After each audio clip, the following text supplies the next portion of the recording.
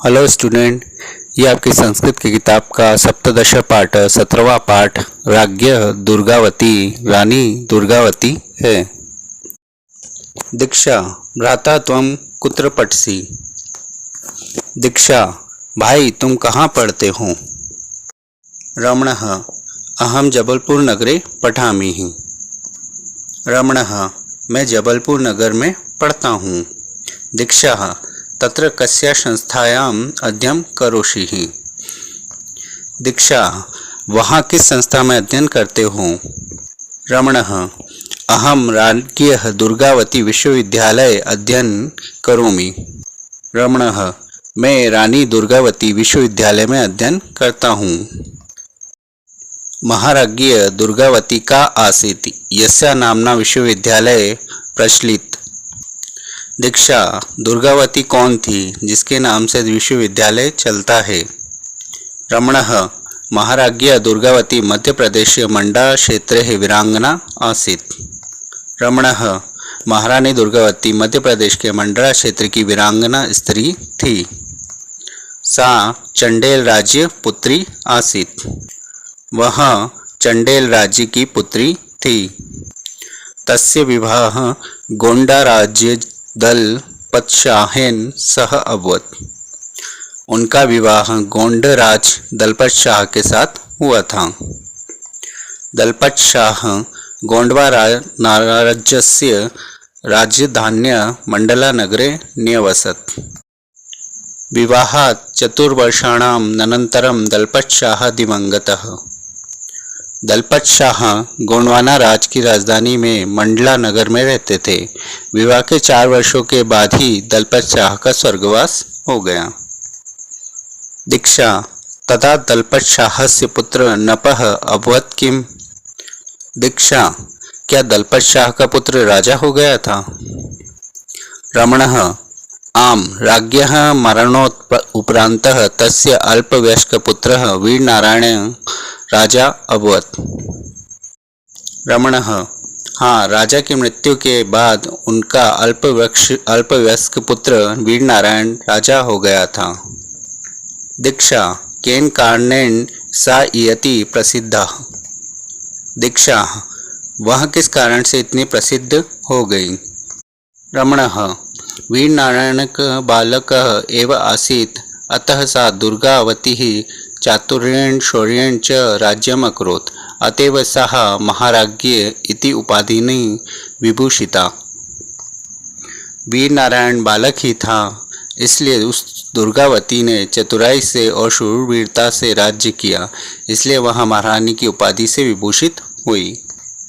दीक्षा तस्य व राजस्य वैशिष्ट्यम किम आसीत्। दीक्षा उसके राज्य की क्या विशेषता थी। रमणः रागी दुर्गावती धीरावीरा च आसीत्। रानी दुर्गावती वीर भी थी और धैर्यवान भी थी। राज्य कार्येषु युद्ध विद्याया च प्रवीणा आसीत्। वह राज्य कार्य में भी प्रवीण थी और युद्ध की कला में भी प्रवीण थी। प्रजासु तस्या पुत्रवतः स्नेह आसीत्। प्रजा के ऊपर उनका स्नेह पुत्र की तरह था। प्रजा अपि ता माता एव अपश्यन्। प्रजा भी उन्हें अपनी माता की तरह ही देखती थी। लोक कल्याण में व तस्या आदर्श। लोगों का कल्याण, लोगों की सेवा ही उनका आदर्श था। तस्या राज्य काले सर्वत्र संपन्नता आसीत्। उनके राज्य काल में हमेशा संपन्नता रहती थी। दीक्षा केनापि सह तस्य युद्ध अभवत् किम। दीक्षा क्या उनका किसी के साथ युद्ध हुआ था। रमणः आम अश्वमेव तस्य राजस्य सुख समृद्धिं सहस्मानः अकबरस्य सेनापति आशफ खान तस्य उपरि आक्रमण अकरोत्। सः रणचण्डी भूत्वा युद्धं कृतवती प्रथम दिवसे विजय प्राप्नोत्। रमणः हाँ, अवश्य ही। उसके राज्य की सुख समृद्धि को न सहन कर सकने वाले अकबर के सेनापति आशफ खान ने उस पर आक्रमण कर दिया था। उसने रणचंडी होकर युद्ध किया, पहले ही दिन विजय प्राप्त की। दीक्षा तदंतर दुर्गावत्याः पूर्ण विजय अभवत् किम। दीक्षा, क्या उसके बाद दुर्गावती की पूर्ण विजय हो गई? रमणः, न पराजित आशफ खानः द्वितीय दिवसे शतदीनिनां प्रयोगनेन कुर्वन् प्रचंड आक्रमण अकरोत्। रमणः, नहीं, पराजित आशफ खान ने दूसरे दिन शतध्वनियों तोपों से प्रयोग करते हुए भयंकर आक्रमण किया।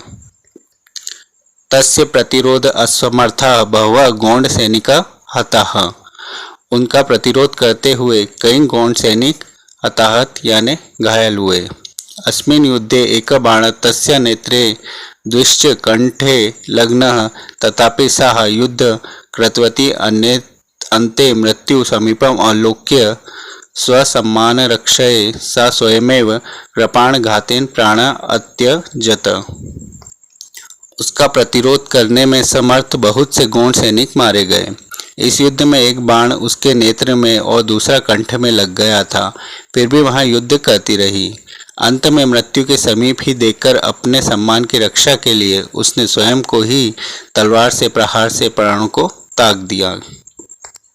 दीक्षा, इदम तो बहुत कष्टकारकम। दीक्षा, यह तो बहुत ही कष्ट देने वाली बात है। रमणः, आम तस्य बलिदान अधुनापि जनाः स्मरन्ति हैं। हाँ, उनका बलिदान आधुनिक युग तक लोगों को याद रहा। जबलपुर मंडला मार्गे तस्य समाधि अस्ति। जबलपुर मंडला मार्ग के बीच उनकी समाधि स्थित है। काव्येषु लोकगीतेषु इतिहासे च अद्यापि यश शरीरेण जीवति। काव्यों में लोकगीतों में इतिहासों में उनका शरीर अभी भी और उनकी यश और कीर्ति अभी भी जीवित है। दीक्षा, सत्यम दुर्गावती दुर्गा इव आसीत्। दीक्षा, सत्य है, दुर्गावती दुर्गा की भांति ही जीवित थी।